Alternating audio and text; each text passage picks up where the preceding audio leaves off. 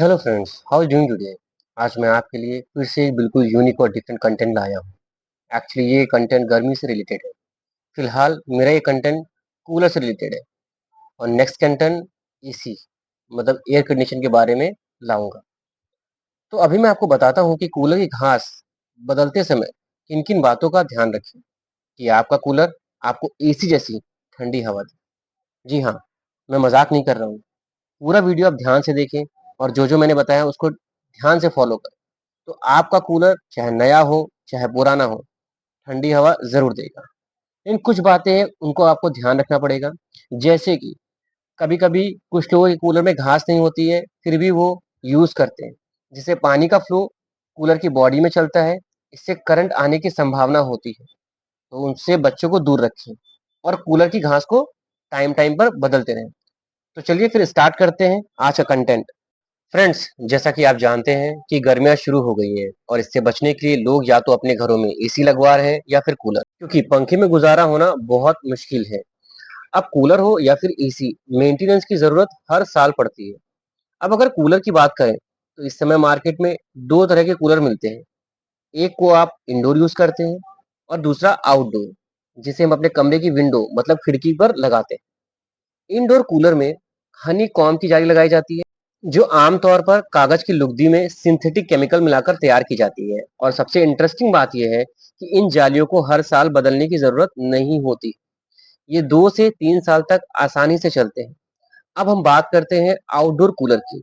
तो outdoor cooler में खस की घास का यूज होता है, जिसे हर साल बदलने की जरूरत होती है, जिससे कि आपको ठंडी हवा मिलती रहे। और अगर अब यह बात करें कि यह घास कहाँ मिलती है और कितने में मिलती है, तो फ्रेंड्स यह घास आपको इलेक्ट्रॉनिक शॉप में या फिर आपके पास के मार्केट में आसानी से मिल जाती है। अगर इसकी प्राइस की बात करें तो यह 80 रुपए से 120, 150 या ज्यादा भी हो सकती है। ये डिपेंड करता है कि आपका कूलर का साइज क्या है, मतलब कूलर कितना बड़ा है और कितने घास की आपको जरूरत है।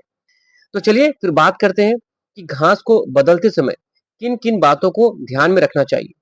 अच्छा हाँ, मैं आपको रिपीट करा दूं कि अगर आपका कूलर पुराना है तो आप इस बात का ज़रूर ध्यान रखें कि अगर आप पुराना ही कूलर यूज़ करें तो घास आपको ज़रूर से ज़रूर बदलना है, क्योंकि पानी जो है वो कूलर की बॉडी में फ्लो होता है, जिससे करंट कूलर में आ सकता है। तो चलिए अब बात करते हैं कि घास को बदलते समय किन-किन बातों का ध्यान रखना है।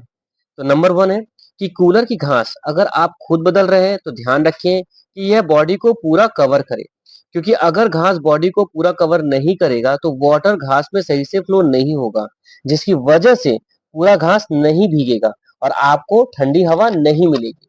अब बात करते हैं नंबर 2 की। घास को बदलते समय आपको यह भी ध्यान रखना होगा कि जो घास आप कूलर में लगा रहे हैं उसको कूलर की बॉडी में एक सही लेवल से फैलाएं, क्योंकि अगर कहीं आपने घास की परत मोटी या कहीं पतली कर दी है तो वह भी सही से नहीं भीगती है, चाहे पानी सही से फ्लो हो रहा हो। तो इसका भी आपको ध्यान रखना है। नंबर 3, कूलर में घास लगाने के समय आपको इस बात का भी ध्यान रखना है कि हवा घास में सही से आर पार हो सके, क्योंकि अगर आप ज्यादा मोटी परत लगा देंगे तो हवा घास से क्रॉस नहीं होगी। मैं ये बात इसलिए बता रहा हूँ कि कुछ लोग ऐसा करते हैं कि जब वो नया घास लाते हैं और उसको बदलना चाहते हैं तो पुराना घास भी साथ में लगा देते हैं, क्योंकि वो ऐसा सोचते हैं कि ज्यादा घास होगी तो कूलर ज्यादा ठंडी हवा देगा। पर ऐसा नहीं है। अगर घास की मोटी परत आपने लगाई तो हवा घास से क्रॉस नहीं होगी और आपको ठंडी हवा नहीं मिलेगी। और नंबर 4 है, अगर आपका कूलर पुराना है तो आप कूलर के वाटर पंप को भी चेक करवा लें या खुद कर लें।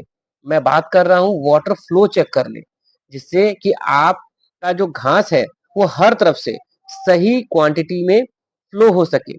इससे घास पूरी तरह से भीग सकेगी और आपको ठंडी हवा मिल सकेगी। फ्रेंड्स, मैं आपके लिए ऐसे ही यूनिक कंटेंट लाता रहता हूँ। अगर आपको यह कंटेंट अच्छा लगा हो, मेरी वीडियो अच्छी लगी हो, तो please like, share and subscribe जरूर कीजिएगा। और मेरा अगला कंटेंट होगा एसी के बारे में। Thank you. Stay safe, stay healthy.